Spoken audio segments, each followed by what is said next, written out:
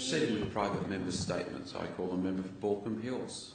Thank you, Mr Assistant Speaker. Mr Assistant Speaker, I stand here as a member from the great region of Western Sydney, Mr Acting Speaker, and I don't mind admitting that I'm a product of Western Sydney, in fact a proud product of Western Sydney. I was born in Bankstown Hospital, I was educated at Regent's Park, I was a student and graduated from the University of Western Sydney. I married in Parramatta, and my wife and I have spent our entire married life in Western Sydney. And I've seen at that time, Mr Acting Speaker, Western Sydney change a great deal. Change from being a fringe on the great metropolitan gathering of the city of Sydney to a wonderful community in its own right.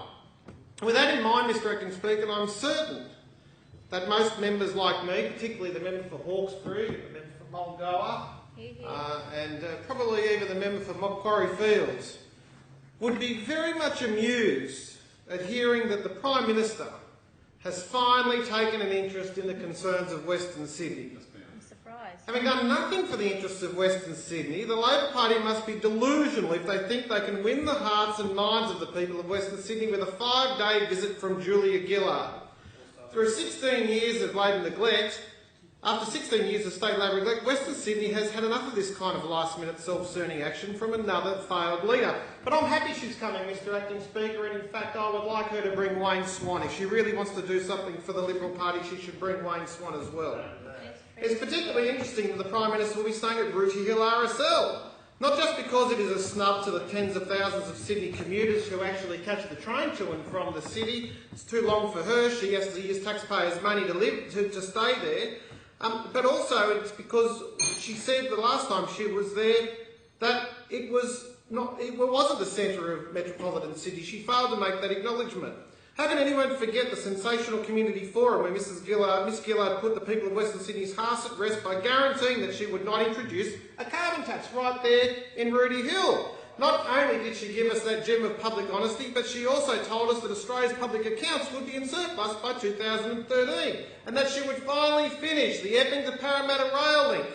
Given this track record, I'm sure all residents of Western Sydney will be there on the edge of their seats waiting for the Prime Minister's next ironclad guarantee.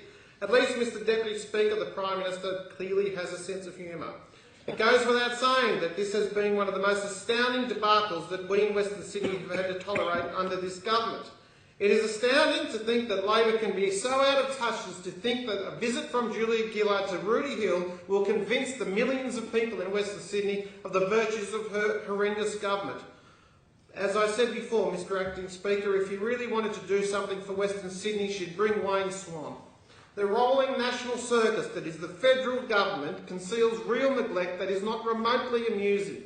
Western Sydney has suffered as a result of the economic mismanagement and political manoeuvring that has been the hallmarks of federal Labor.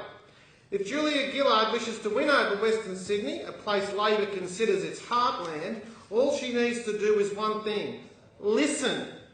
Not that the cries of people of Western Sydney are hard to hear. The people of Western Sydney are not interested in Labor's policies. Western Sydney is tired of Labor's inertia and mismanagement, sick of press release governance and unfulfilled promises. What Western Sydney craves is for the federal government to join New South Wales government in investing in Western Sydney's infrastructure.